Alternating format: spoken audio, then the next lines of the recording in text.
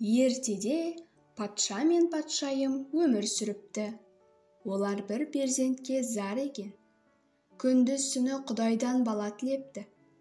Ақыры тілектері қабыл болып, нәрестелі болады.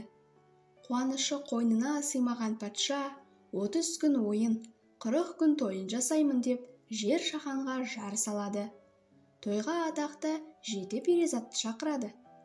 Патша сарайында той енді бастала бергенде, кенет қатты жел тұрып, сарай іші алай-түлей болып кетеді де, түсі суық бір әйел сарайға кіріп келеді.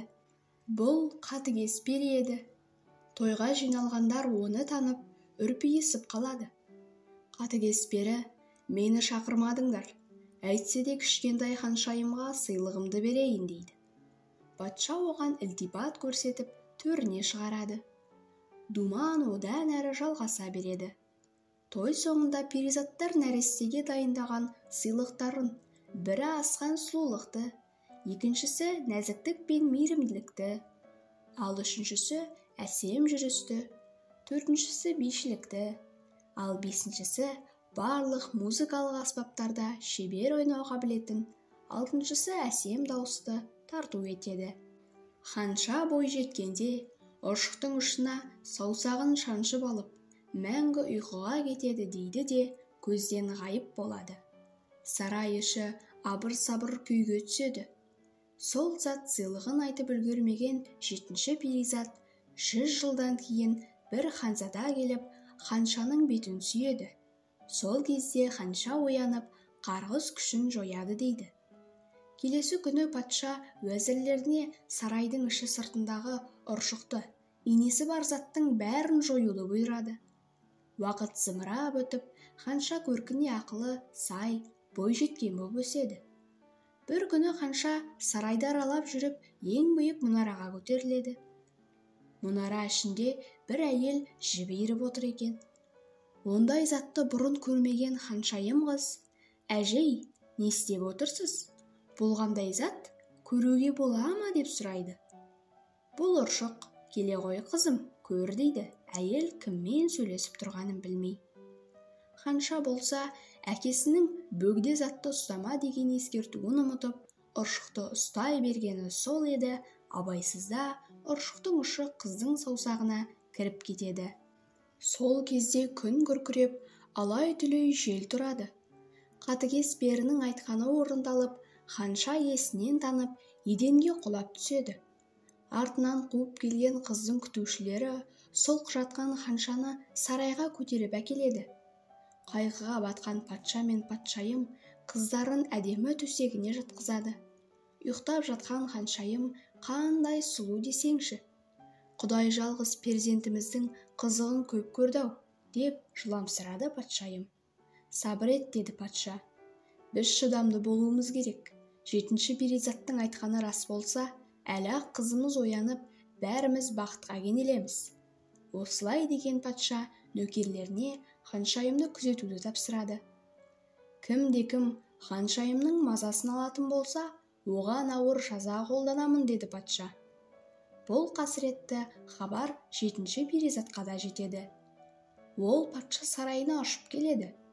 100 жылдан кейін ханша оянған кезде патшалықта оянсын деген тілегін айтып, патша мен патшайымнан басқа бүкіл патшалықты ұйықтатып кетеді.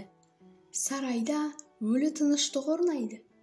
Патша мен патшайым ұйықтап жатқан қыздарының маңдайынан сүйіп, онымен қоштасады да, олар да ұйқыға кетеді. Бірақ мұнымен уақыт тоқтап қалмайды. Күн артынан күн, жыл артынан жыл зымырап өтіп жатады. Кезінде атағы жер жарған патшалық енді бірде-бір тірі жан жоқ өлі қалаға айналады. Жұрт қарғыс атқан жерге жақын жүруге қорқады. Сарайдың іші сыртын қалың ағаш басады.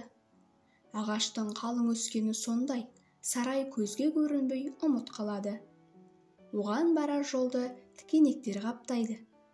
Тікенектердің көптігінен адам да, аң да бұл маңайға жолай алмас еді. Тек алыстан сарайдың күмбезі ғана жылылдап көрінетін. Осының бәрін істеген 7-ші перизат болатын.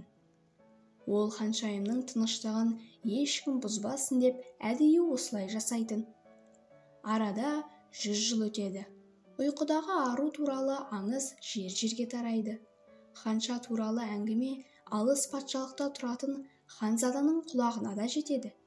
Ханзаданың қызықты оқиғаларды, құпия қазыналарды іздеуге жаны құмар еді. Ол үнді ұйықтап жатқан аруды іздеп таппақ болады. Қызметшілеріне жолға дайындалуға бұйрық береді. Қожайынымен бірге ел кезіп, жер кезуден әбден шаршаған қызметшілер іштей күрсініп алады. Ханзада ұйқыдағы патшалықты ұзақ жылдар бойы іздейді. Қаншама ел жұрттан сұрастырса да, ешкім ештеңе білмейтін болып шығады. Бірде ол жолдан бір шаруаны кездестіреді. Одан жөн сұрайды.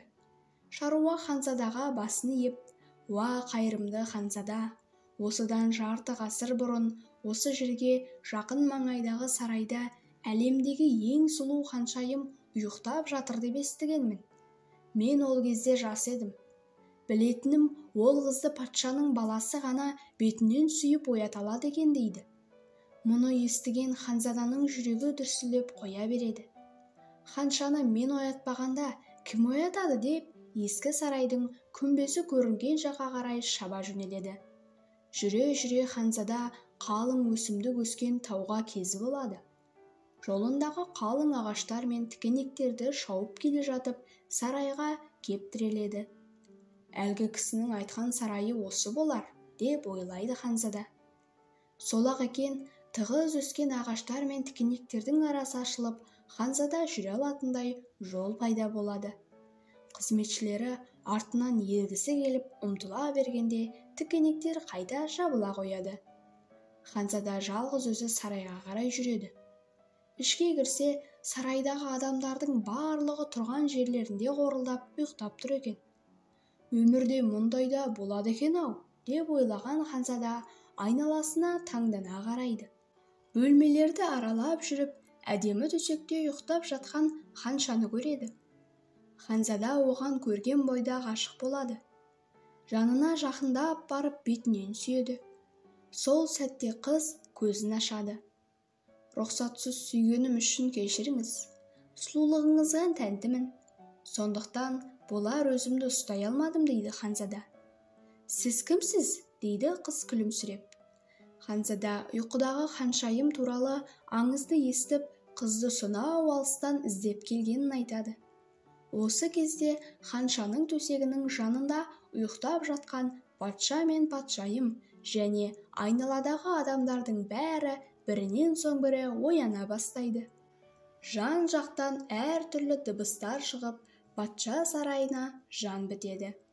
Ұйқыдан оянған қызметшілер ештеңе болмағандай өз міндеттеріне кірісіп кетеді. Бүкіл сарайға, күмбездің төбесіндегі жалаудан бастап шарап қоймасына дейін жан бітіп, айнала у-шу дыбысқа толып кетеді. Ал ханзада мен ханшайым бір-бірінен көз ала алмай қапты. Айналадағы шуды еститін емес. «Маған жасаған жақсылығыңызды қалай қайтарсам екен?» дейді ханшайым назданып. «Мәңгі жанымда болсаң, маған одан артық ештеңенің керегі жоқ» дейді ханзада. Осы кезде екеуінің қасына патша келеді. Патша: «Қош келдің ханзада. Осындай сымбатты жас жігітті 100 жыл бойы бекер күтпеген екенбіз», деп ханзаданың қолын алып, одан қандай тілегі бар екенін сұрайды.